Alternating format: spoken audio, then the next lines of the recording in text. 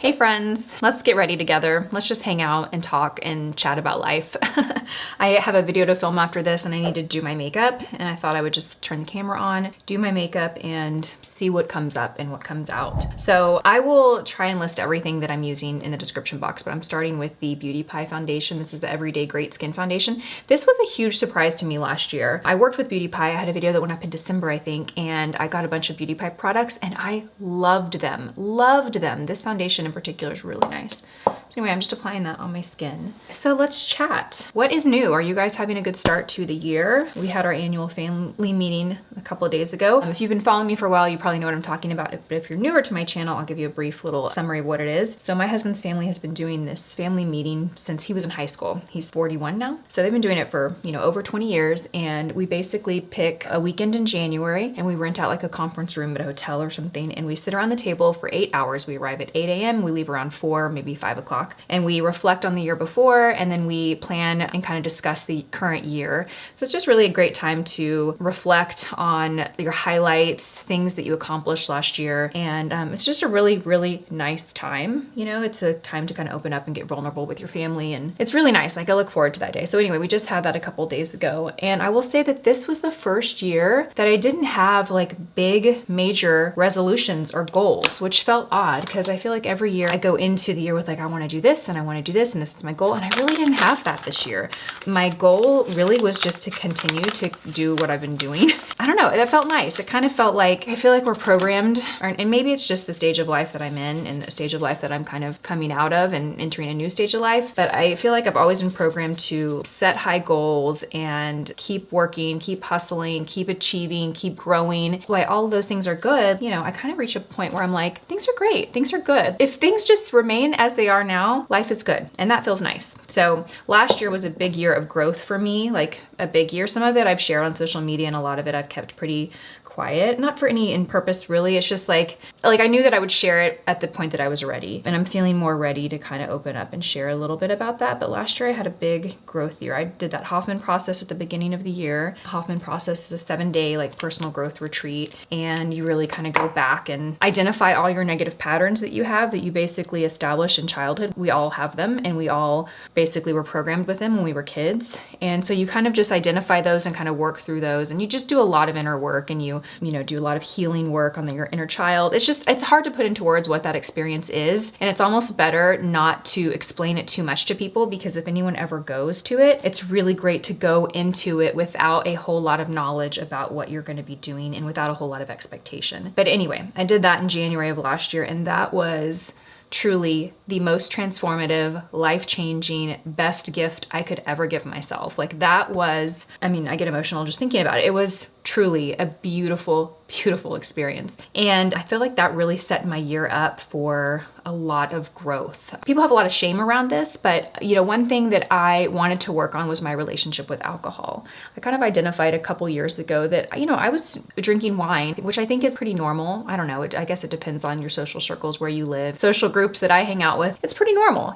We would get together and have wine. And then it just kind of became like a habit that I established. Cooking dinner, I'd pour a glass of wine, and then usually that would always lead into a second glass. And I found myself just doing that, 4 to 5 nights a week. Basically, I was drinking alcohol more days out of the week than not. Again, it was normal. It wasn't a problem. I was perfectly operating life. I was successful. I was still getting up and working out. I was, like, it wasn't an issue. I'm using quotations because it didn't appear to be an issue to anyone else. But a few years ago, I knew it wasn't serving my higher self. I was approaching my 40s and I wanted to go into them just being my optimal self, just feeling my best, looking my best, obviously, but really feeling my best physically, emotionally, mentally. And I could identify that even that moderate amount of alcohol frequently was interfering and getting in the way of me being that, But honestly, it was hard for me to get a grasp on that and quit drinking. It really was. I guess COVID was a big, definitely I started drinking more, and it was just hard to give up. And again, it wasn't an issue, right? Everyone did it. I wasn't at a place where I was at rock bottom or anything like that. I was far from that. So I felt like it was okay. But 2022, I really, really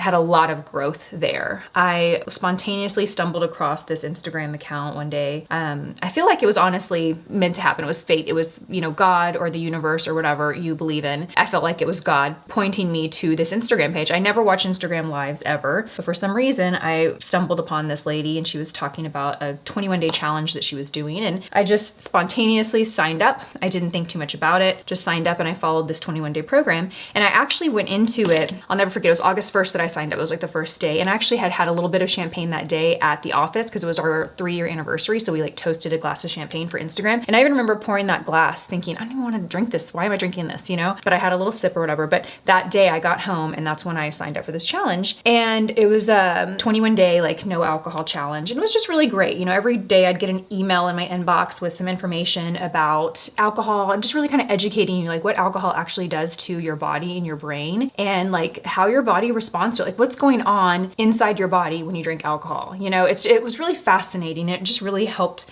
motivate me, and it kind of excite me at the idea of not drinking. You know, it just made it easier to abstain from alcohol. And I remember thinking, do I really want to sign up for this now? Because we were leaving on a family trip in a couple of days. Like in a few days we were going to head to Florida and we were going to meet up with all our family and stay with them for a week. And I would have drank wine, you know, during that at dinner and socially and all of that. But I went on that vacation and I didn't have any alcohol. And I was so proud of myself. I was just really excited. And long story short, I went about 6 or 7 weeks not having a sip of alcohol. And then when it was our anniversary, I did have some. But since then, I've really, like I went from drinking 3 to 5 nights a week, you know, 2 glasses of wine each night, to literally drinking maybe 2 or 3 nights a month, 1 glass of wine. I mean, I'm just so proud of myself for where I'm at and my relationship with alcohol today. So that was a big point of growth for me. I just feel like I dumped a lot of really personal information on you guys. But yeah, I was excited to share that. I didn't share that while I was really in it because, you know, honestly, I didn't know if I was going to be able to get to this place, but I feel really proud of myself. And I've noticed a huge improvement in so many areas of my life. I feel like I'm a lot more present in my life. I didn't really understand the impact that alcohol was making until I quit. You know, I was waking up the next day fine, going about my day. You know what I mean? So I didn't really understand until afterwards that made me more anxious the next day. That was a big area of growth for me last year. Okay, so now let's move on. Let's talk about something else. BK Beauty updates. So we are growing, and I don't just mean like our sales are growing and all of that, which is phenomenal and great, but our team is growing, and we actually just signed a lease on a new office. I cannot believe it. We have outgrown the space that we've been in for a little over 1.5 years, and we're moving to a bigger space in a couple of months, and I'm pretty excited about it. So we have a few more years on the lease that we're currently in. As you can imagine, we just moved in 1.5 years ago, and I love our office. The office that we have now is just such a great location. It's pretty much in the community that we live in. It's so cute. You guys have seen it. And we love our landlord, so we're happy to keep it and kind of turn it into a content house. So that'll be kind of where we'll have it just dedicated to creating content. I'm excited. The new office is a little further away, but it's kind of in like a cool hip spot of town. It's over like off South Congress, which is like just a real cool up and coming trendy part of Austin. And the complex that we're in has a lot of really neat businesses, creatives, and they have like a pickleball court, food truck trailers. So I think it'll be a really good community space, and it'll be fun for our team to have a place like that to work. So I'm excited about that. One of the motivations for it, you know, obviously is fulfillment. We just need more people. You know, we're growing really quickly and we just can't operate with the small team that we've had, even though they're amazing. It's just too taxing. You know, we need to have more people. So we're hiring more people. I wanted to share this because this is something that I'm really proud of BK Beauty. I don't think a lot of people know, but like we do our own fulfillment in-house, which is actually kind of rare. Most companies will use a 3PL, like a third-party logistics center, which is basically like a huge, massive warehouse, and they have all your inventory in this center and they fulfill all your orders for you. But they're also fulfilling orders for, I don't know, dozens or 100 other brands. I don't really know. It depends on the fulfillment center. So basically what you're doing is you're giving up control of fulfillment. All of your inventory is somewhere else. Another company has it and they are responsible for filling your orders. And most companies do that. It's more efficient. It's less of a headache. I don't have any headaches. We love our team and they're wonderful. There's no headaches here, but you know, you don't have to have those staff and personnel. It's another company that does that. You're outsourcing all of it, and it can be more efficient. We kind of looked into that about 1 year ago because, you know, that's what everyone does. So we thought, let's look into that. Maybe that's what we need to be doing. And ultimately we decided that that's not the route we want to go. One thing that we pride ourselves on, and if you're a customer of BKB, I really hope that you can agree to this, hopefully, but it's our customer service. Like we pride pride ourselves on our customer service. And when you give up that piece of your business, you are losing control over that experience for your customers. So we love to be able to fulfill orders as fast as we can. If you've ever ordered from us on a launch day or an event day, I mean, we really like try and get that out as fast as we can. And I don't know if you've ever noticed when you order from other companies, if it's a big launch day, sometimes your order won't ship. You won't get an email that it's even shipped for like 3 or 4 days. And again, that's typically because it's at a fulfillment. Your brand isn't the only brand there. So that is the reason why we're able to deliver the fast service. That means, for us, that means getting a larger facility, hiring more people. But I'm also really excited about it because we're building an amazing team, a great culture. I feel like truly, and I know everyone says this, but I really feel like we have the best team. We do, period. Okay, this color is beautiful, by the way. This palette that I'm using is the NARS Stargaze palette.